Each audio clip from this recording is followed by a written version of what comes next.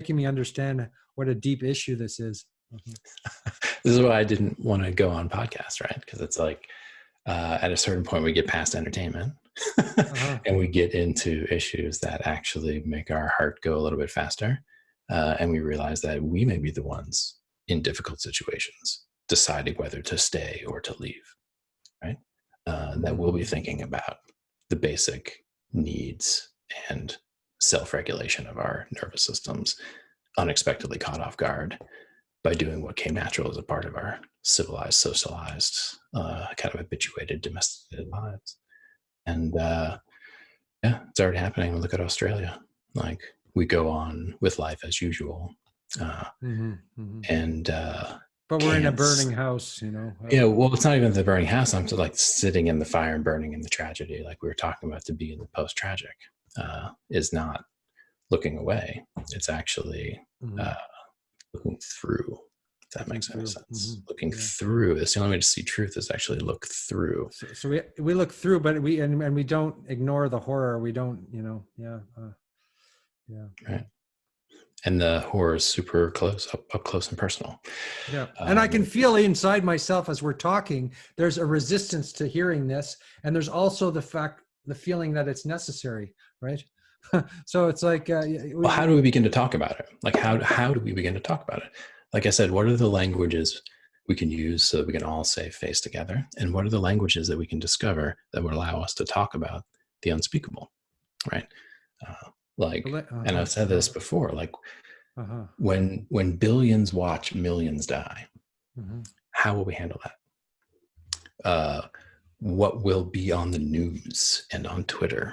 And will we behave ourselves, right? Or will we spiral deeper into the forms of reactionary closed-mindedness that have driven us into the mental health crisis in the first place, right? This phrase, the unbearable intimacy of planetary catastrophe, comes to mind. Is about that we becoming closed back upon ourselves, that there are no escape hatches, that every escape hatch goes in deeper, and that you're there left with the culture and one another. Yeah. So you're watching, you'll be observing the plague. Like, how do we react when the plague comes, in a sense? In a sense, yeah. And also trying to find ways to stop it, you know, trying to find ways to galvanize enough kind of distributed responsiveness capacity at the level of the individual and the community in time. Yeah. And so, yeah, at that point, we need to go back to your utopias, I think. Right. Well, and certain innovations in civic process, like if we could find ways to return to having conversations. This is some of the work I do with Forrest Landry around civilizational design and thinking about civics work. And then with Jonathan Rawson, work I do with the Transformational Educational Alliance, right?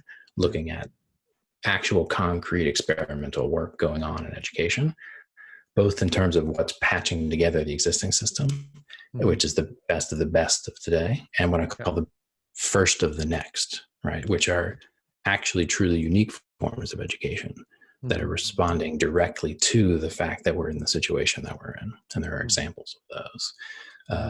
And so, yeah. Can you give some examples of those? So, you know, so we can be a little bit more concrete, like. Of which? Of this first kind of education that you're speaking, this new forms of education, new forms of, you know, learning that you're speaking of. Totally. Yeah. I mean, which one would be useful in a chat? Yeah. So there's interesting stuff happening with the integration of cryptocurrency and kind of digital currencies with decentralized educational networks and accreditation, right? So this is the example of the work of Nadav Zamir, who was a principal in New York City, contacted me after reading my book, who'd been constructing basically a way to do like a GitHub for teachers and students that ends up allowing them to co-create curricula and standards. And then he's wanting to compete eventually with the existing standardized testing infrastructures and tie success within his system to a digital wallet, right? So he's rolling out a basic income guarantee to the next generation on the back of an alternative way of assessing their merit in terms of their creativity, and trying to wed this to the New York City kind of schooling crisis, so that the kids who are falling between the cracks get shuffled in and brought up through his digital native accreditation system, as he calls it. So that's an example of like the first of the next, where I don't know. His work it's incredible, but will it be exactly that? I don't know, but something like that. So it'll be something like that. Yeah, that's something like that is going to need to emerge, where we decentralize the schools and relate the kind of like, by at this point, not accredited forms of creativity that kids are doing, which are actually going to be socially valuable in the future. Find those to get remunerated through a currency that's not necessarily the one that's about to crash. And so basically using the educational system to reboot the whole economic system is where I'm seeing that first. Yeah, and you said in your book something about like economics being subservient to education. Like correct. Education is primary, and then economics comes next after that. That's true. And that's back to the fact that you can't even have the economy unless you've educated the workers. But it's also the case that, to what end is all of the economic production? It is for subsistence, but then beyond that, we get religion. Remember religion? That was all educational, all stacked on top of, and ostensibly the purpose for the economy itself was to channel upwards into these temples of learning, basically.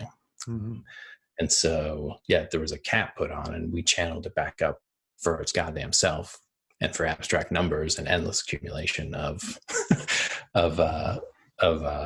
capital, basically, when we could have been channeling it up and into basically an infinite educational game.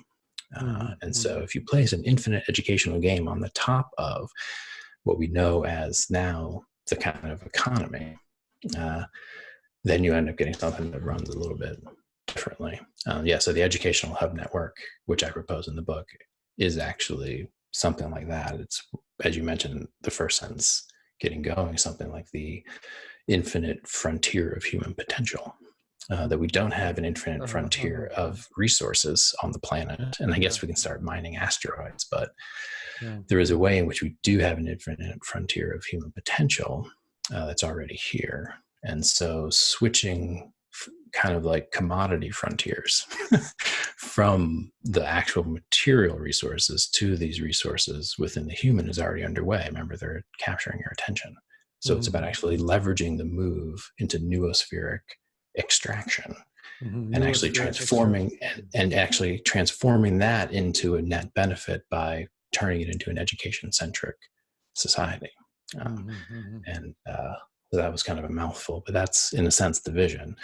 And when you think about, what could be the thing that a civilization could be about in order to exist in perpetuity, it would need to be about finding ways to educate humans within the civilization in order to then make that civilization better, right? And this is Comenius's vision, that the civilization needs to teach all things to all people, that the civilization is fundamentally, that's what civilizing means. It means to be educating in such a way that it can reproduce itself and grow itself and evolve itself. That the educational function of the civilization is the autopoetic function of the civilization. Autopoetic, yeah, right.